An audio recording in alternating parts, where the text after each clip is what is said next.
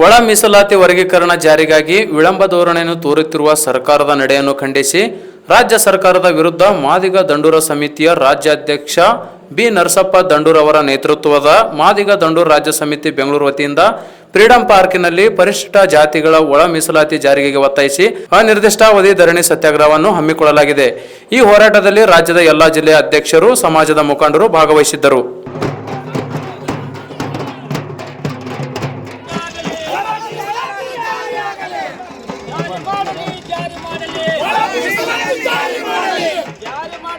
ಕಾಂಗ್ರೆಸ್ ಸರ್ಕಾರಕ್ಕೆ ಮೀಸಲಾತಿಯನ್ನು ಜಾರಿ ಮಾಡಿರುವ ಕಾಂಗ್ರೆಸ್ ಸರ್ಕಾರಕ್ಕೆ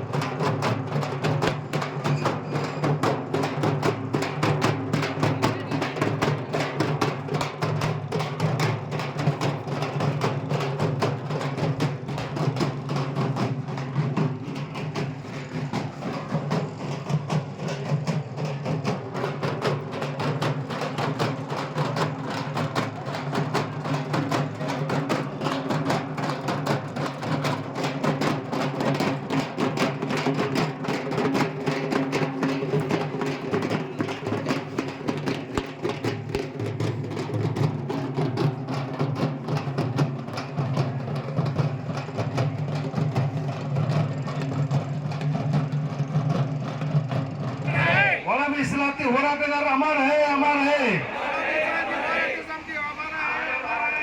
ಥ್ಯಾಂಕ್ ಯು, ಧನ್ಯವಾದಗಳು.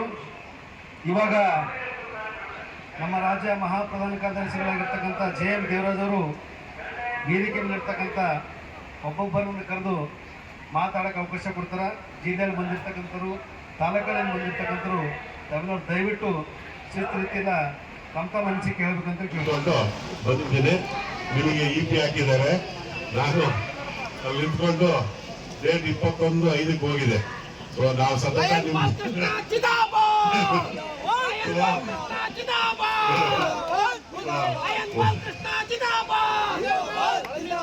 ಒಳ ಮೀಸಲಾತಿ ಹೋರಾಟದಲ್ಲಿ ಸತತ ನಾನು ನಿಮ್ ಜೊತೆಗೆ ಇದ್ದೇ ಇರ್ತೀನಿ.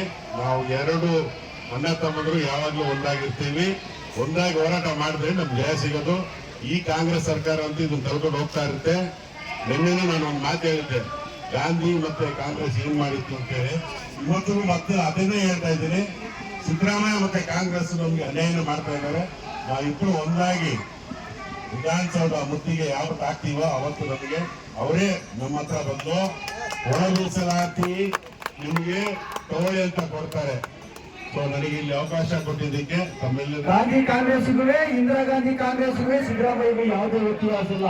ಅವತ್ತು ಬಾಬಾ ಸಾಹೇಬ್ ಅಂಬೇಡ್ಕರ್ ಏನು ಸೋಲಿಸಿದ್ರು, ಬಾಬಾ ಸಾಹೇಬ್ ಅಂಬೇಡ್ಕರ್ ಸಂವಿಧಾನ ರಚನಾ ಸಮಿತಿಗೆ ಬಂದಾಗ ಏನು ಸೋಲಿಸಿದ್ರು. ಹಾಗೆಯೇ ಕೂಡ ಕೇವಲ ಗಾಂಧಿ ಕಸ ಗುಡಿಸ್ತಾ ನಾನು ದಲಿತ ಅಂತ ಹಂಗೆ ಹೇಳಿರು. ಹಂಗೆ ನಾನು ಸಿದ್ದರಾಮಯ್ಯರು ನಾನು ದಲಿತ ಅಂತ ಹೇಳ್ಕೊಂಡು ಅಧಿಕಾರ ಅನುಭವಿಸ್ತಿದ್ದಾರೆ.